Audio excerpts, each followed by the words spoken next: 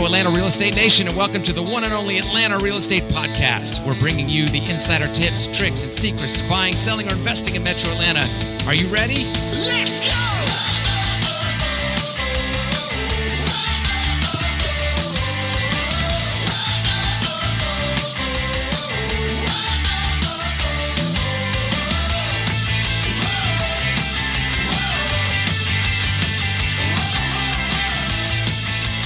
Well, hello, Atlanta Podcast Nation. Hope you're doing well. Thanks for tuning in to the Atlanta Real Estate Podcast. I'm with my co-hosts, Brad Martin and Oleg Gateman, the assassins of real estate, the Navy SEALs of real estate. How are you guys doing today?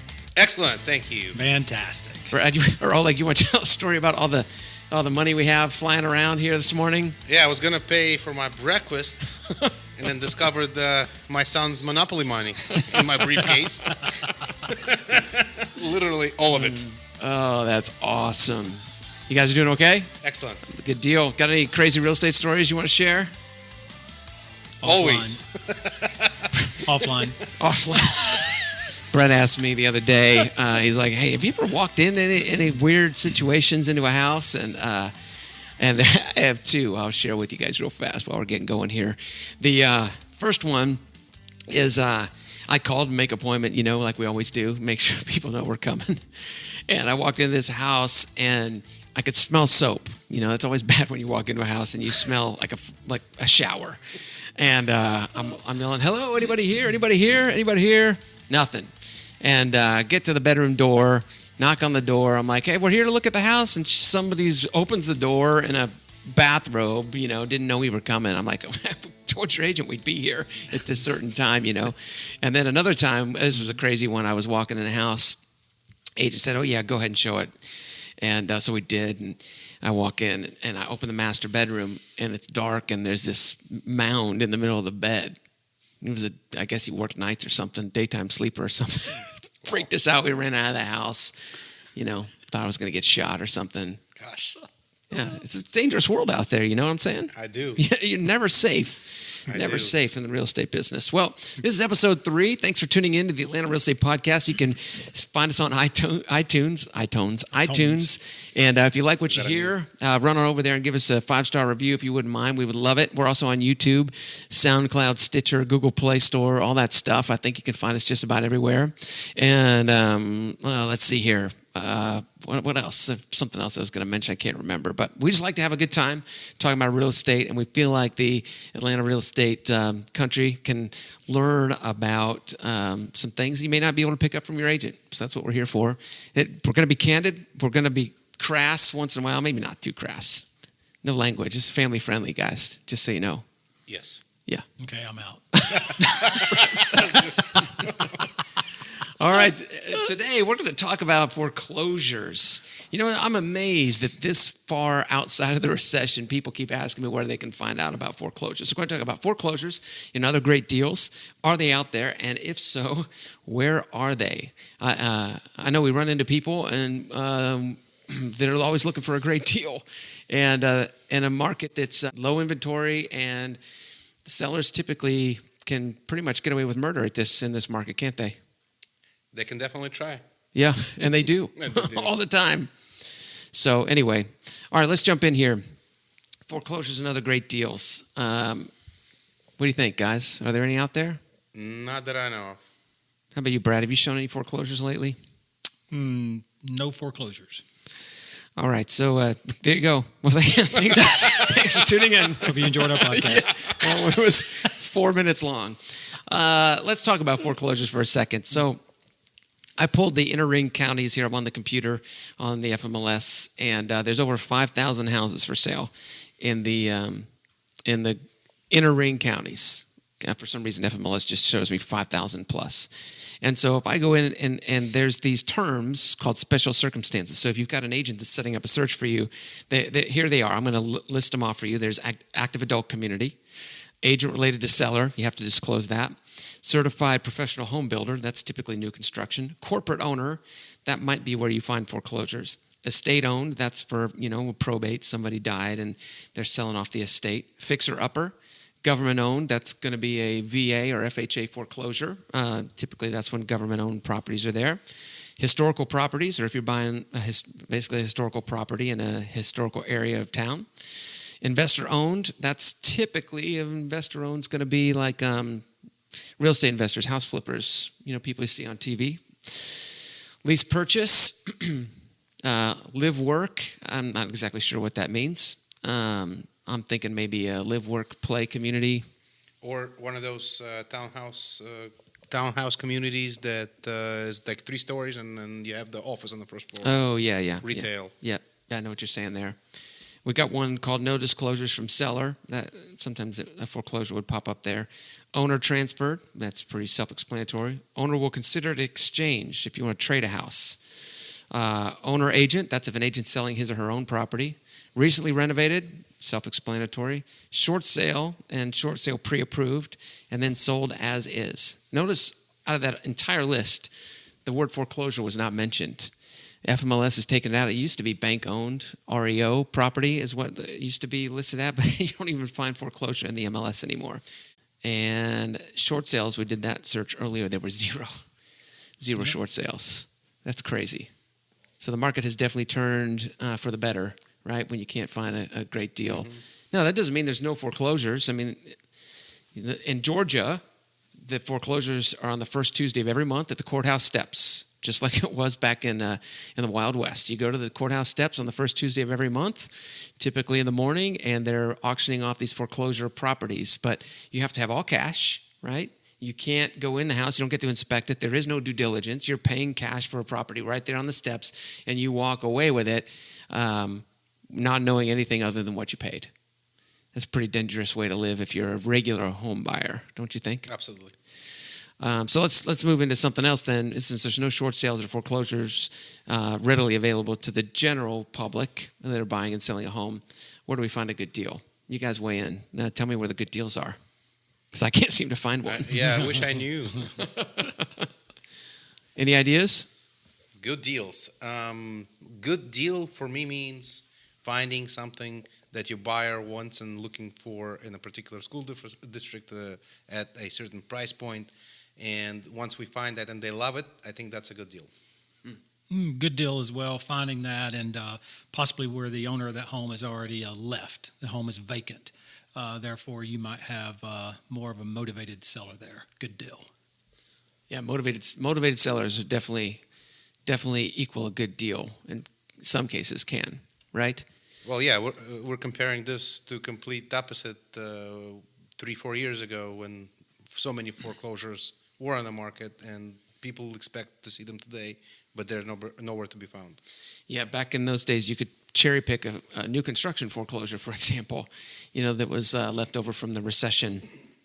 What about, what are the important components of a good deal? Do you think, does a seller need to have equity for them to be able to sell for a good deal? Seller needs to have equity to sell under market value. Any deal should end up on a win-win. Mm-hmm. Yep. Yeah, I'm just thinking it's difficult to state something like this because a good deal might not be with any equity in the house. They might just have a situation where they have to leave. And then what are their options, right? If they got a short sale, right? Mm-hmm. And then a short sale may or may not be a good deal. It just depends, You got to have an agent that is out looking for properties. I mean, we could put 20 people in a room, ask them what their definition of a good deal is, and they'd all be different, don't you guys think? Absolutely. So the key in finding what's called a good deal to me is a house that doesn't require a lot of maintenance. So the money's already been put into it. That means it's a good deal to me. Even if it's a market value and I don't have to replace the roof in the next 5 years, is that a good deal? Could it be a good deal? Yes. Yeah.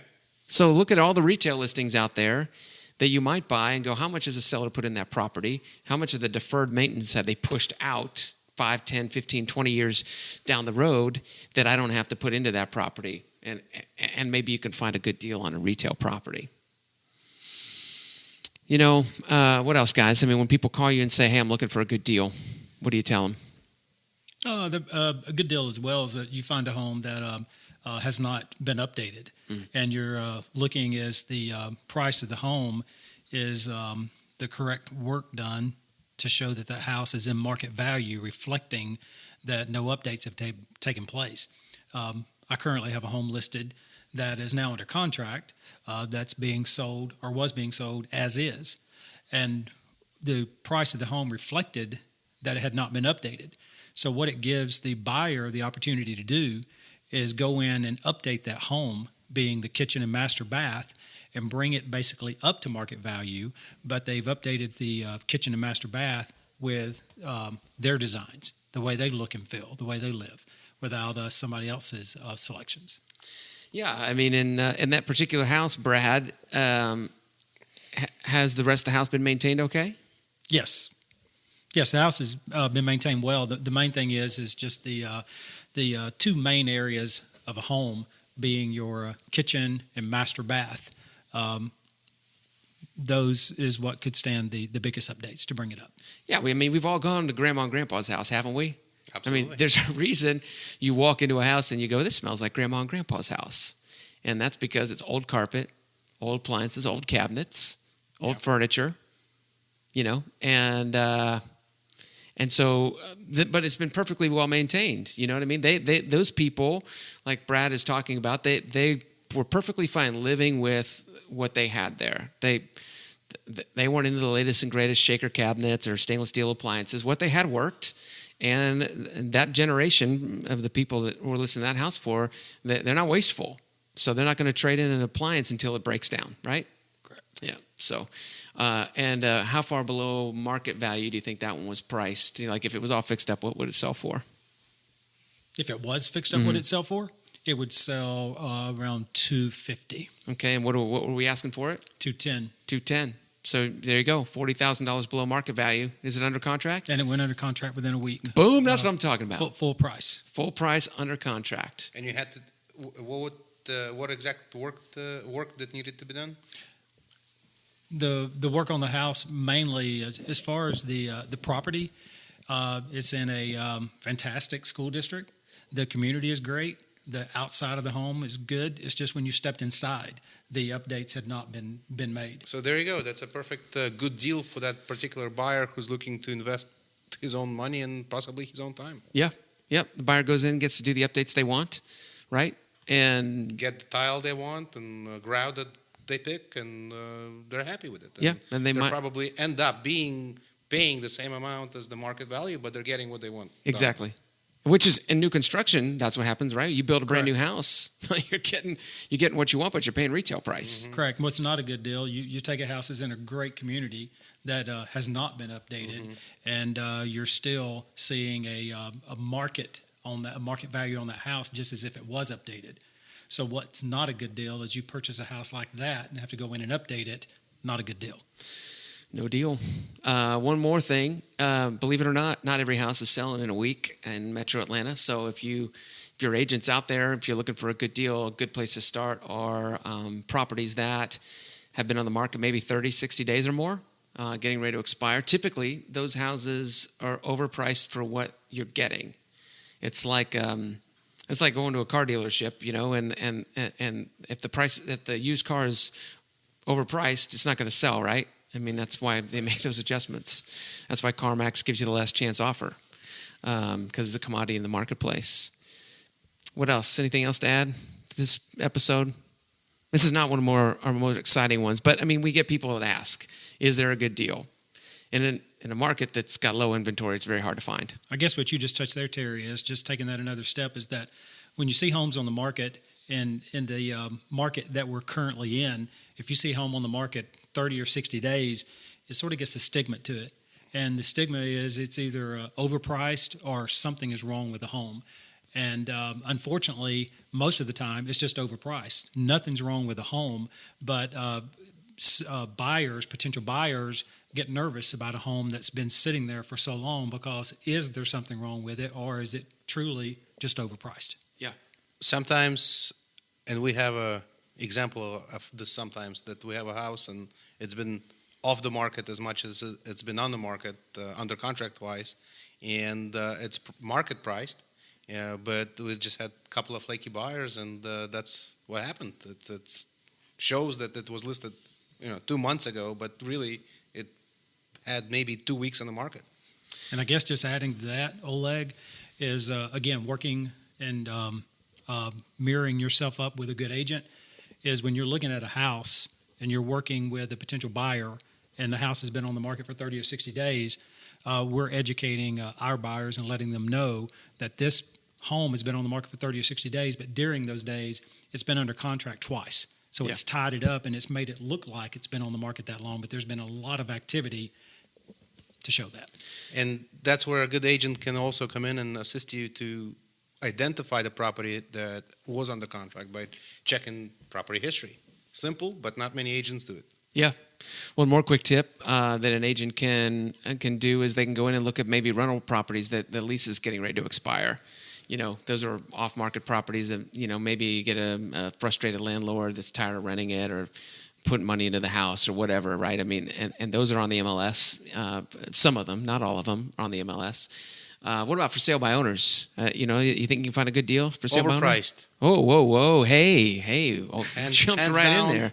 Overpriced. Wow. Oleg has got some strong conviction here. Yes. They're actually, you know what? There are two people that overprice their houses. Guess what they are? Homeowners. Well, not homeowners. For sale by owners. For sale by owners And real estate agents. Real estate agents. When real estate agents list their own properties, they tend to be overpriced. It's true.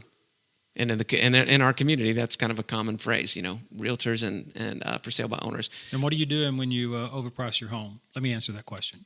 Yeah, go for it. You're sending the potential buyer down the street to the home that's priced properly. Correct.